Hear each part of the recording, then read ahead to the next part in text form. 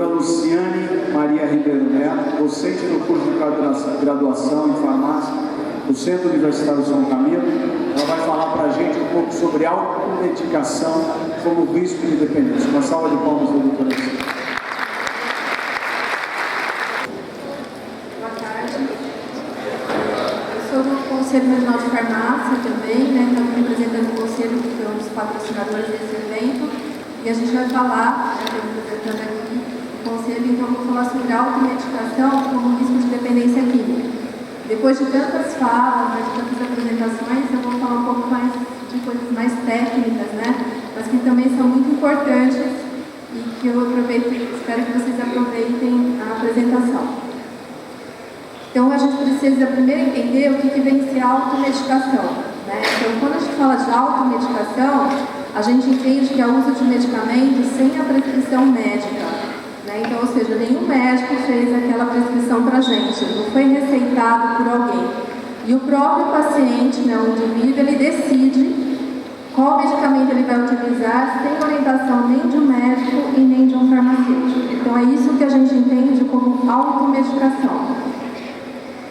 E aí, essa automedicação, às vezes, não é decisão só do indivíduo. Às vezes ele escuta a opinião, né, de um colega, de um vizinho, que muitas vezes passou por um problema semelhante, aparentemente semelhante, e aí ele usa aquela medicação. Então, isso também a gente entende como automedicação.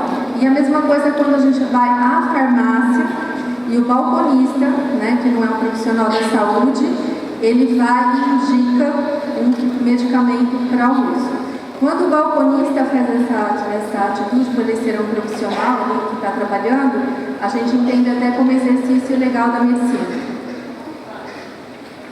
Os medicamentos, na verdade, né, quando se faz uma pesquisa, a gente tem uma estatística onde 50% de todos os medicamentos eles são utilizados, né, ou porque foram prescritos ou dispensados de forma inadequada. Isso também no ambiente hospitalar, né? Porque muitas vezes a gente toma um medicamento no hospital e aí também ele conta, como muitas vezes não é necessário para aquela doença que você está apresentando. E o que destaca muito, né, são os antibióticos, os antimicrobianos. Por isso que hoje, quando a gente vai a uma farmácia comprar um medicamento que tem um antibiótico, a gente precisa levar uma receita que tem uma cópia, né? Porque é um controle especial para a gente ter certeza que o antimicrobiano foi prescrito por um médico, de acordo com a doença que ele apresentou.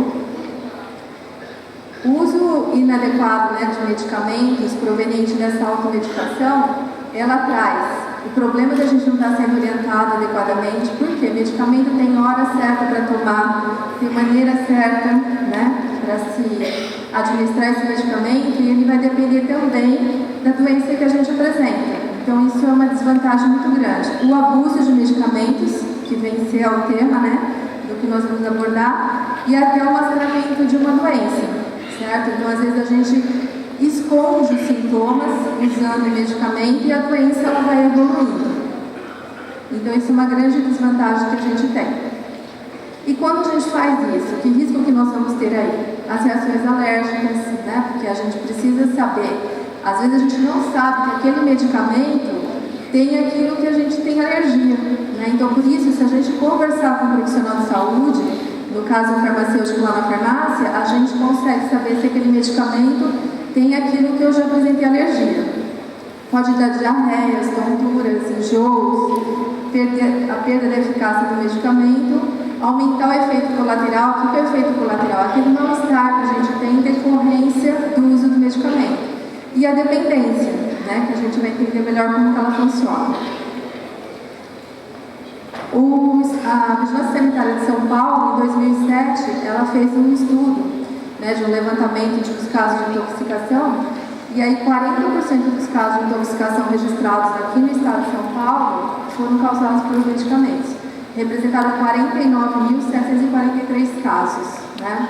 Então, dentre os vários problemas, né, o problema da intoxicação por medicamentos, ela é bastante importante e bastante séria. E não é só aqui no estado de São Paulo, né? Os dados que estão apresentados aí no quadro né, que são da Cinetox, que é o Sistema Nacional de Informação Tóxico-Farmacológica do Brasil, os medicamentos representam 30,40% dos casos de intoxicação. E olha só, as drogas de abuso representam 4,08% dos casos de intoxicação. Então, o medicamento ele é extremamente perigoso se ele não for adequadamente utilizado. Quando também avaliando esses dados, né, quais são as principais causas que levaram ao uso do medicamento e consequente intoxicação, né, ou tentativa de suicídio ou por causa de acidentes, né? Então, que tipo de medicamento será que a gente tenta, né, na hora de cometer um suicídio, a gente vai utilizar? E primeiro que ele vai ter que ter na casa da gente, certo? Ele vai ter que ter acessível a gente, né?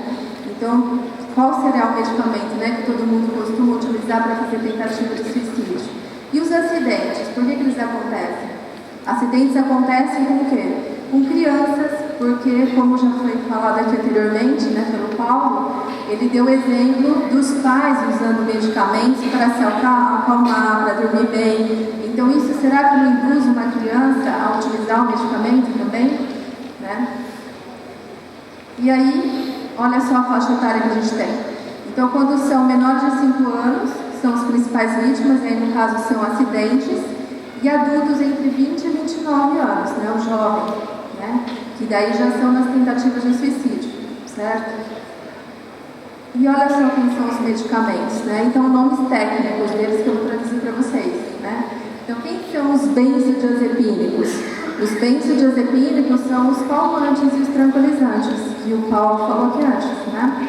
Os antigripais, né? Porque a gente tem muito em casa, porque todo mundo acha que gripe tem que tomar medicamento. Os antidepressivos, né? Que é a moda, né? Todo mundo aí pensa muito no antidepressivo. Os anti-inflamatórios também, porque estão disponíveis. E aí, entre esses grupos, né, as principais substâncias que conseguiu se identificar são essas que estão aí relacionadas. E a gente vai ver aí, ó, diazepam, é um tranquilizante, é o famoso Valium, né? A carbamazepina, algumas vezes ela é utilizada até como para dor ou como antidepressivos. O bromazepam também auxilia para dormir, né? Então veja que são medicamentos que estão aí bastante presentes. E o paracetamol, que todo mundo conhece, né, o famoso Tilenol, e a dipirona. Por quê? Porque eles são de compra livre. E aí as pessoas levam para casa, tendo em casa, é ele que eu vou utilizar. Mas será que o medicamento só faz mal, né? Porque até agora eu só mostrei o lado negativo, né? O medicamento, ele foi desenvolvido, ele é aprovado como medicamento pelo Ministério da Saúde e pelos órgãos competentes, quando ele tem um fim curativo, ou seja, vai curar uma doença. Vou tomar um antibiótico, um antimicrobiano, vou tratar minha pneumonia. Tem um sentido profilático, né? Vai prevenir uma doença. O exemplo que eu posso dar para vocês são as vacinas. Um alívio de sintomas, né? A forma paliativa, um analgésico, um antitérmico, né? Para a gente diminuir os sintomas da dor, os sintomas da febre. E diagnósticas são aqueles que a gente usa para fazer, por exemplo, contraste, né? Que muitas vezes a gente utiliza para fazer um ensaio. Esses medicamentos, eles são estudados e são verificados se ele tem um risco, né, de causar algum dano ao indivíduo, além de fazer o efeito que a gente espera. Depois disso que eles são aprovados. Então, o medicamento que está sendo comercializado, ele é seguro desde que usado da forma que ele foi estudado para ser utilizado, né, que se conhece a forma de uso. E aí eu coloquei aí a definição para vocês bem geral do que a gente chama de droga. Se vocês verem a primeira definição, está falando assim, ó, qualquer substância capaz de modificar o funcionamento dos organismos vivos, resultando em mudanças fisiológicas ou de comportamento. Então, nessa questão aí de definição de falar mudança fisiológica, a gente encaixa o medicamento também, né? Então, muito genericamente, a gente às vezes chama, né, o princípio ativo lá, o fármaco, de droga, né? E as drogas psicotrópicas, né, que é a grande preocupação, são aquelas que alteram o que? O sistema nervoso central, que é o psíquico da pessoa. Né? Então, essas drogas, que são as que a gente se preocupa bastante, né? Que a gente acabou, acho que é o grande tema aqui do Free Mind, são essas drogas que vão atuar no sistema nervoso central. Né? Então, álcool atua lá no sistema nervoso central, cocaína atua, maconha e os benzodiazepínicos, os tranquilizantes também. Eles também vão atuar lá. E, né, a gente pode classificar drogas de um montão de jeito, né? Tem drogas, a gente classifica, ela é legal ou não é legal. Então, é lícita e ilícita, né? A gente, ela é alucinógena, ela é estimulante e ela é depressora. Ou a gente pode classificá-la, né, conforme está dito aí pela DEA, onde ela se baseia na utilidade clínica da substância, quanto ao seu potencial de uso nocivo. Ou seja, será que essa substância ela pode ser usada clinicamente? Eu vou dar um exemplo para vocês. Morfina, ela tem utilidade lá no hospital, mas pode usar no dia a dia? Não, porque tem um risco de criar dependência, né? De ter dependência. Então só pode usar onde? Lá no hospital. A cocaína, quando ela foi sintetizada, ela era para ser um anestésico. Aí quando se descobriu que ela causava dependência, ela deixou de ser um medicamento, de ser um fármaco. A mesma coisa a heroína, né? Ela era um sedativo, né, para dor, foi usado na Guerra Mundial. Quando se viu a dependência, se tirou. Então essa classificação, que eu não sei se vocês veem bem, deve estar apagado daí por causa da luz, ela vai classificando o risco que a substância tem em causar dependência ou não no indivíduo.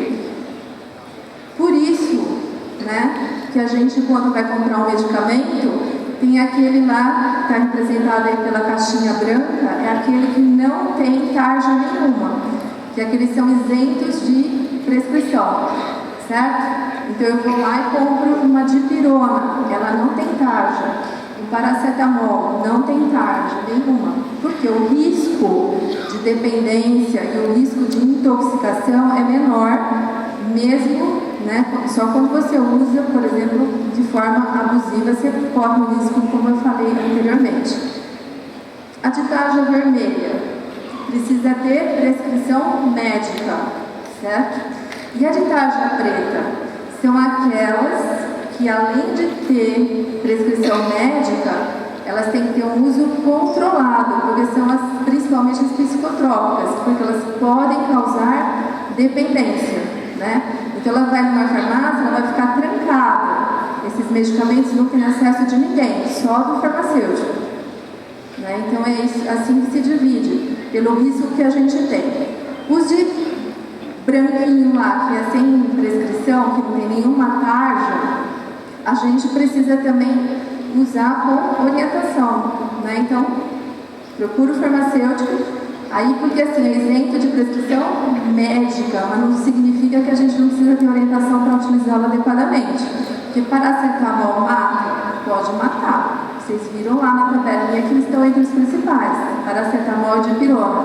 Eu vou tomar, como é que eu posso utilizar esse medicamento? E aí, então, o medicamento, ele vai estar dentro da classificação, né, ali, quando a gente vai fazer uma divisão das drogas, entre as drogas ilícitas ou de uso indevido. Então, que é a droga lícita? O álcool e o tabaco. No nosso país, os dois são possíveis de serem utilizados, certo? E uso indevido qual é? O medicamento, né? Então, se eu uso o medicamento para controlar ou para tratar uma doença, ela não é considerada ilícita, nem uso indevido. Mas quando eu começo a abusar desse uso, para qualquer coisa, eu vou tomar um medicamento para dormir, né? Ou vou tomar um anabolizante para adquirir massa, né? Então esse uso, que é o uso que a gente chama indevido, também é categorizado como drogas, né? De abuso, certo? E, né, a gente pode ver aí pelo próprio SISNAD, que é o Sistema Nacional de Políticas Públicas sobre Drogas, em 2006, quando ela define droga, eu deixei até ali marcadinho, ele fala o quê? várias doenças, várias substâncias entorpecentes, psicotrópicas e outras de controle especial da portaria do Ministério da Saúde 344/98. O que quer dizer essa portaria aí que eu me referi? Ela fala justamente desses medicamentos controlados. Então, ou seja, se eu utilizar esse medicamento sem a propriedade, com a finalidade terapêutica, ele é considerado droga, né? Porque a gente vai usar ele com outra finalidade do que aquela de tratamento, certo? E aí o que a gente percebe hoje em dia? Que está cada vez mais aumentando o uso pelos jovens dessas substâncias, né? E aí, o que a gente encontra entre o uso, né, mais frequente dos jovens? Tem os analgésicos, os antimicrobianos, né, que são os antibióticos, sedativos e ansiolíticos. Quem são? Os calmantes e os tranquilizantes, né? Inibidores de apetite, né? Quem que eram os inibidores que agora foram proibidas? Anfetaminas, agora sobrou a sibutramina, que tem seu uso controlado. E os anabolizantes, que é aquele que o pessoal adora utilizar para adquirir massa muscular. E aqui, né, eu pulei também os de função estéril, né, que é o famoso Viagra, né, e os similares deles e genéricos.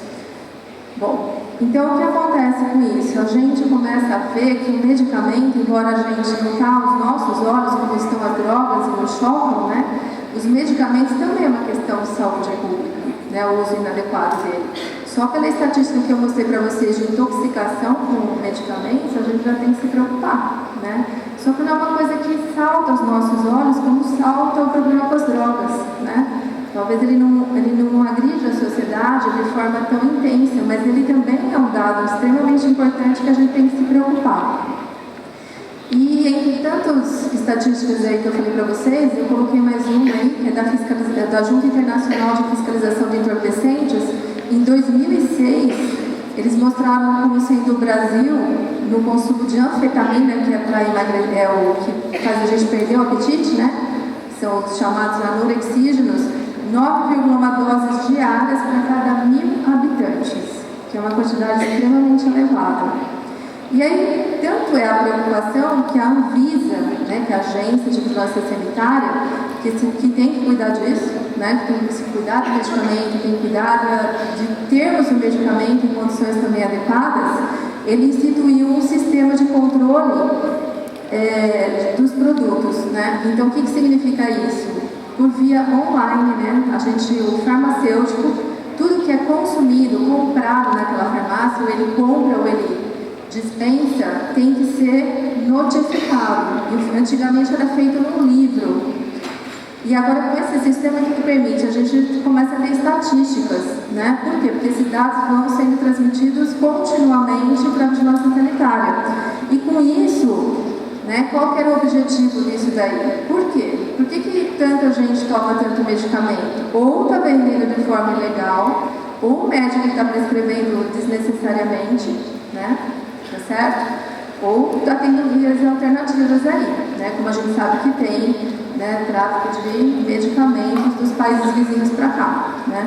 Então, como que eles fizeram isso? O objetivo, o que interessa aqui para a gente é de coibir o uso indevido, indiscriminado e abusivo dos produtos controlados. Então, tudo que é controlado tem que ser colocado, lançado nesse sistema, até os antimicrobianos, né? E aí, se a gente começa então a ter dados, é possível a gente ter estatística, né? Porque o Brasil, vocês sabem que nós somos pobres de estatística, infelizmente. A gente conhece o caso dos outros, mas a gente não conhece muito bem a nossa verdade. E aí, de um levantamento que eu peguei aqui de 2009, eu pus uma listinha aí para vocês darem uma olhadinha. Olha lá, sibutramina, que é anorexismo, a gente consumiu 1.864 quilos em um ano. Fluoxetina, o antidepressivo, 3.517 quilos. Anfepramona, que também é para reduzir o apetite, né? 3.057 quilos. E o metilfenidato, que é aquele que você já ouviu falar, Ritalina, que dá para as crianças, porque eles têm déficit de atenção, 175 quilos em um ano nós consumimos.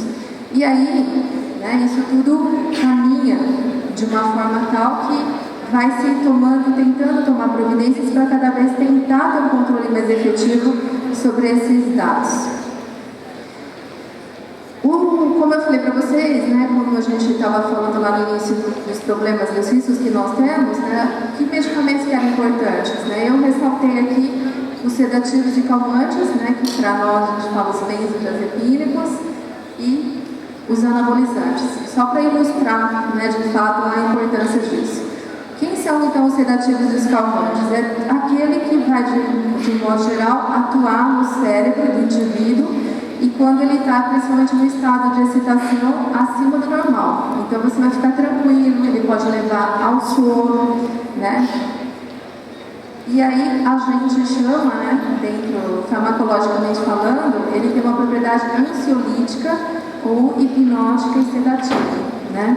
Então o hipnótico e sedativo é o equivalente a ter sono e ficar tranquilo, ficar calmo, né? Por isso que tem vários medicamentos, porque a gente quer usar para dar sono, então ele vai ter mais propriedades hipnóticas. O outro a gente quer que a pessoa fique mais calma, então ela vai ter mais propriedades sedativas, certo? Então, conforme os medicamentos, vocês vão ver que tem vários. Por que tem vários? Por causa desse problema, né? Da gente ter uma ação farmacológica mais importante que a outra. E o primeiro que saiu, na verdade, não eram benzodiazepínicos, eram os barbitúricos, que é o fenobarbital, barbital, que hoje eles são utilizados só como anticonvulsivantes. E o que se usa mesmo, né, com essa propriedade de ser um tranquilizante, de ser um calmante, são os benzodiazepínicos. Que eu coloquei aqui uma lista dos principais que a gente tem aí, ó. Tem o famoso aí no meio, ó, o Lorax, né, que a gente escuta tanto, tem o Valium, o Lexotan, o Rivotril. Todo mundo conhece alguém que toma, pelo menos acredito que sim. Quando não é a própria pessoa que utiliza. Então esses medicamentos são os mais utilizados, né? Então esse é o grupo dos medicamentos. E o que muda neles? É se realmente ele causa mais sono, se ele é mais importante para a pessoa dormir, se ele é mais importante para a pessoa ficar tranquila. Ele pode ser utilizado como pré-anestésico, né? Para a gente fazer uma anestesia, a gente toma antes, muitas vezes, um benzodiazepínico, né? Justamente porque é muito importante, né? Ele é um coadjuvante importante nesse procedimento, né? E aí, qual que é o grande problema dos benzodiazepínicos? Na verdade, os benzodiazepínicos, eles não curam nenhuma doença, eles são coadjuvantes de tratamento. Então, eu estou com um problema de insônia. Até eu diagnosticar a insônia, a causa, e tratá-la, seja ela de uma forma farmacológica ou não, a gente pode fazer uso desse medicamento, né? E o que a gente percebe é que o uso que deveria ser de 2 a 3 meses, tem pessoas que consomem isso há anos, né? Décadas, né? Precisa ter em casa que, se eu não estiver lá, eu não sei como que eu vou dormir. Então, em vez de procurar um tratamento efetivo para a doença, ele usa paliativamente. É como se você tivesse uma dor de cabeça. Eu tomo uma dor de cabeça, aliás, eu tomo um analgésico e a dor de cabeça passa, tudo bem, amanhã eu estou bem. Não é assim, né? Se você todo dia precisa de um medicamento, ou quase sempre de um medicamento para dormir, é porque você tem uma doença e você tem que descobrir qual é. E esses medicamentos, eles causam tanto problema de dependência que a gente costuma ouvir, né, o termo que se usa muito na área médica é o desmame. Então, o que tem que acontecer? A gente vai, que nem quem fuma, o que vai acontecendo? Você não vai diminuindo a quantidade para a pessoa começar a se adaptar ao seu organismo e entender que ele não precisa mais usar aquilo? Então, para esses tipos de medicamentos, também é importante fazer o que se chama de desmame. Né? Então, porque ele causa efetivamente dependência. Que efeitos que a gente tem dos benzodiazepínicos? A gente reduz a ansiedade, por isso que o pessoal usa, todo mundo hoje é ansioso. A gente tem indução do sono, reduz o tono muscular e da coordenação, tem efeito também anticonvulsivante. Então, aí quando ele é anticonvulsivante, ele é extremamente importante, né, para a gente poder recuperar. Mas os efeitos tóxicos, a sonolência pode ser um efeito tóxico, pode prejudicar a habilidade motoras, o comprometimento com as atividades de trabalho e relações pessoais. Eu não sei se vocês sabem, existem muitas empresas que trabalham com um programa para um ambiente livre de drogas. Né? Eu não sei se algum de vocês trabalha numa empresa desse tipo. E uma das drogas que se preocupa nesse ambiente, além das tradicionais, né, que a gente conhece, a cocaína, a maconha e tal, estão os benzodiazepínicos. Porque uma pessoa sob efeito de benzodiazepínico, né, o que vai acontecer? Ela pode dirigir ou manipular uma máquina de risco? Ela não pode. Né? Ela pode dirigir um caminhão que transporta produtos químicos explosivos ou que pode contaminar o meio ambiente? Não pode. Então, na verdade, se eu faço uso médico, eu vou relatar isso. Né? E aí eu vou ter que ter uma atividade diferenciada. Ele ainda pode ser utilizado, né, como na amnésia antirógrada, com dose dependente, que é para a gente criar anestésico, né? Tem uma maior sensibilidade para idosos, então é muito perigoso os benzodiazepínicos para idosos. Por quê? Porque aumenta a chance de ele tropeçar, de ele cair, de ele se machucar.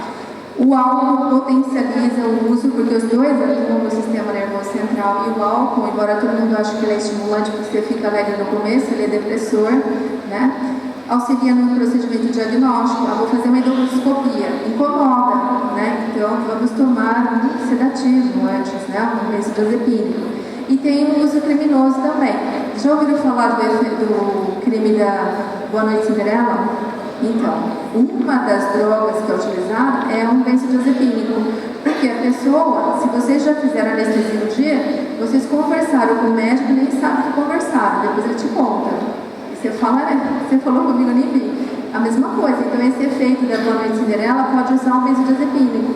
Então, a pessoa toma, ela responde tudo o que a pessoa que vai querer furtá-la faz, e ela faz. Ela vai, acompanha, né? Porque ela está totalmente sedada.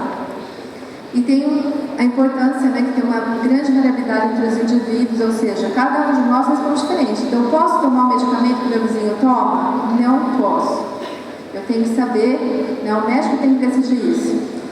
E ainda as doses elevadas, elas podem levar a letargia, estado de exaustão e semelhança ao etanol, ou seja, você fica com o álcool, né, fica aquela coisa entorpecida, a pessoa fica completamente embriagada, né, com aqueles sintomas de embriaguez. E o que preocupa muito, né, que por isso que a gente fala muito da automedicação, é que olha o consumo do Brasil, né, olha como a gente aumentou de 2009 para 2013, 17 milhões de caixinhas a gente consumiu, ou teve um aumento de 42%. Praticamente foi o Brasil um dos poucos países que cresceu. Por quê? Todo mundo trabalha para quê? Diminuir o uso. Mas no Brasil, a gente cresceu, né? Apesar de todo o controle que eu falei para vocês aí que tem. Tarja preta, Sistema Nacional de Gerenciamento de Produtos Controlados, né? Por quê? Porque a gente tem um país enorme, onde a gente tem que controlar muitas fronteiras, a gente tem N mecanismos aí que ainda estão mal instituídos. E a gente também tem que contar aqui, gente, a prescrição errada, né? Benzodiazepínico não deveria ser recomendado por um clínico geral, né? Não é um problema relacionado ao psíquico da pessoa, então deveria ser um medicamento muito mais prescrito, se necessário, pelo psiquiatra, médico psiquiatra, do que pelo médico clínico geral. Então, dos sedativos e calmantes, essa que eu queria chamar a atenção de vocês é o crescente uso, né? Que a gente não enxerga isso, né? Porque é diferente se a gente pensar numa cocaína, leva à violência, ele vai ter que roubar, ele vai ter que fazer outros mecanismos para isso. Mas olha, gente, quanta gente está tomando calmantes e sedativos aí? Será que necessariamente precisam disso? E os anabolizantes, né? É outra preocupação do que? De saúde pública. Mas para quem? Principalmente para o jovem, né? Porque os meninos que estavam aqui eram todos musculosos, mas eles eram músculos de exercício. Eles não iam ter músculos desse tipo se eles, né, só fazendo exercício. Então, os anabolizantes, eles são bastante preocupantes, principalmente entre os jovens. E aí, né, a gente tem dois efeitos principais aí, que é o que eu chamo androgênico, que é o quê? Característica de homem. né? Então, tudo que é característica do homem em relação à mulher, o anabolizante, no caso, vai ressaltar. Então, se a mulher tomar, ela fica com característica de homem. Ou seja, ela vai adquirir mais músculo, corre risco de ficar com pelos, de perder cabelo, aquelas coisas que são mais características dos homens. E, no caso, por que eles usam? Mais por causa do efeito anabolizante, ou seja, eu vou ganhar massa muscular. Porque ele vai para a academia, quem faz academia sabe que haja malhação para você adquirir músculo, né? Com a ajuda de um anabolizante, aquilo vai batindo, né? Então, muito rápido você adquire a massa, desde que você coma a proteína junto, né? Então, os anabolizantes, hoje, ele é uma preocupação mundial com relação aos jovens, né? E qual é o veiculador disso, que eu vou mostrar daqui a pouco para vocês? A internet. Então, existem fóruns na internet que eles ficam contando o que eles usam de anabolizantes. E aí explica como é que vai tomar. Eu vou tomar no esquema pirâmide, eu vou tomar no esquema X, Y, Z. Cada um vai contando. Aí ele conta o que ele fez de bem, o que aconteceu de bom para ele, quanto tempo ele ganhou massa e assim por diante. Né? E o que também tem de preocupante é que o anabolizante também é controlado. Aquela mesma portaria que eu falei para vocês, a 34498, ela controla também os anabolizantes. E aí, como é que vende na academia anabolizante? Né? E eles não são médicos, quem trabalha na academia é só o médico lá que faz aquela exame, né? Para ver se você pode participar ou não. Demais, aonde que é comercializado isso? Sempre o pessoal que é treinador, né? Então esse anabolizante ele vem sempre por vias alternativas. E o que preocupa muito, eles usam anabolizante de animal, que é o famoso equipoise, né? E por quê? Porque para comprar um anabolizante de uso veterinário, eu não preciso dos mesmos cuidados, né? Do mesmo trâmite, né? Do mesmo procedimento para comprar um anabolizante para um ser humano. Né? Anabolizante tem importância terapêutica? Tem, gente, porque tem gente que tem doença que perde massa muscular. Tem gente que não tem hormônio masculino, porque homens, né, não tem hormônio masculino porque ele não tem a secreção normal, então ele tem que tomar anabolizante para repor isso. Certo? Idosos que acabam perdendo, né, para aumentar a qualidade de vida, tomam anabolizantes. Então tem várias doenças que o anabolizante é importante. Então ele é um medicamento, né? Só que, o que acontece? Eles acabam comprando por vias ilegais e utilizam o medicamento de uso veterinário. Usam equipoise, que é um medicamento para cavalo, né? Já está falando lá, equipoise, né? De equinos, né? De cavalos. Mesmo assim, né? Os jovens, eles acabam utilizando muito esses anabolizantes, porque, na verdade, o que o anabolizante traz para a gente? Além da aparência física, ele ganha massa muscular muito rapidamente, ele aumenta, vamos dizer assim, a autoconfiança. Isso é uma coisa que ainda não se explicou, não existem mecanismos de dependência tão claros como existem para os que atuam diretamente no sistema nervoso central. Mas já está comprovado que os anabolizantes causam dependência porque eles, mesmo apresentando já doenças, por exemplo, cirrose hepática, desenvolvimento de mama, problema renal, hipertensão, né, aumento da pressão arterial, eles continuam utilizando anabolizante. Então, eles entendem que esses sintomas também são classificados como dependência, né, embora ainda não se conheça qual que é o verdadeiro mecanismo para que isso aconteça. E como eu falei para vocês, a internet, gente, é uma fonte, né, não só disso, como das outras drogas, né? Eu sou de formação, sou farmacêutica, eu sou toxicologista. E aí, na verdade, existem N drogas, né? Não só essas que a gente está falando aqui, né? Que é cocaína, maconha, a gente ficou aqui, né? Cocaína, óxido, maconha, e crack, e assim por diante. Mas, gente, tem um monte por aí, né? Que a gente vai lá na internet, você compra em casa, entrega em casa, né? Então a gente tem que tomar muito cuidado com a internet. Aí então os anabolizantes, né, tem os injetáveis, o último aí da listinha é o equipoise, né, que é a boldenona, né, que é o fármaco que é utilizado para cavalos. E aí um que é bastante conhecido por causa das Olimpíadas, né, o estanozolol, né, que ficou famoso aí do Ben Johnson, que foi quando foi pego com o estanozolol. Nos Estados Unidos, né, existe uma relação onde mostra que os homens, né, o sexo masculino usa muito mais que a mulher, e eles começam a utilizar já com 14 e 15 anos de idade, que também é um absurdo, né? Primeiro, porque fisiculturismo não pode fazer antes de 18 anos de idade. Então já começa aí um problema. Num estudo que foi feito aqui no Brasil, né, com 410 alunos de uma faculdade do curso de educação física, 11,4% desses alunos usaram anabolizantes. É bastante, né? O pessoal do CEBRID, né, em parceria com que é o CEBRID da Unifesp, em parceria com o Senad, fizeram uma pesquisa, também um levantamento aí domiciliar, e aí eles encontraram aí, ó, entre 18 e 34 anos de idade, são os que preferem utilizar anabolizantes, e a maioria do sexo masculino. Por que as mulheres não usam? Porque tem um risco da gente ficar masculinizado, né? Então a mulher acaba não sendo a que mais utiliza. Por outro lado, como eu falei antes, mas entre os calmantes e sedativos, as mulheres usam muito mais do que os homens, certo? E como eu já havia dito, né, quando eles deixam de utilizar, eles ficam clinicamente deprimidos, tanto porque perdem a massa muscular e porque eles sentem a falta do medicamento. É isso que a gente entende como está caracterizando, no caso, a dependência. E aí, só para complementar, porque a gente fala aí de automedicação, falei que é errado, mas a gente tem um conceito de automedicação responsável. Né? O que é essa automedicação responsável? É a prática da gente tratar problemas menores, né? Eu estou com uma rinite, que eu sempre tenho essa rinite, né? Então eu posso tratar essa rinite com orientação de quem, gente? Principalmente do farmacêutico, né? Para que a gente possa usar de forma adequada pelo período correto.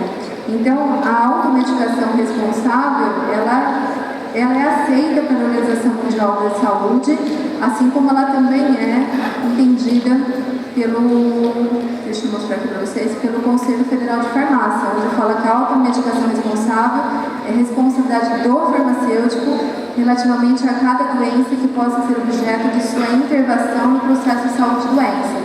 Mas, gente, transtornos que são considerados menores, aqueles simples, né, de a gente resolver e que realmente vai facilitar o acesso da população ao medicamento, né, sem saturar o sistema único de saúde e ter rapidamente uma melhora, né, na sua qualidade de vida, mas sempre tem que ser sobre esse aspecto de responsável. E aí, né, pode ver que eu já mostrei várias campanhas aí da vigilância da Anvisa, do Ministério da Saúde, onde a gente tem que pensar muito bem, né? Medicamento, como eu mostrei para vocês, é uma substância química, portanto, ela precisa ser utilizada com responsabilidade e sob orientação. Tá bom? Obrigada, gente.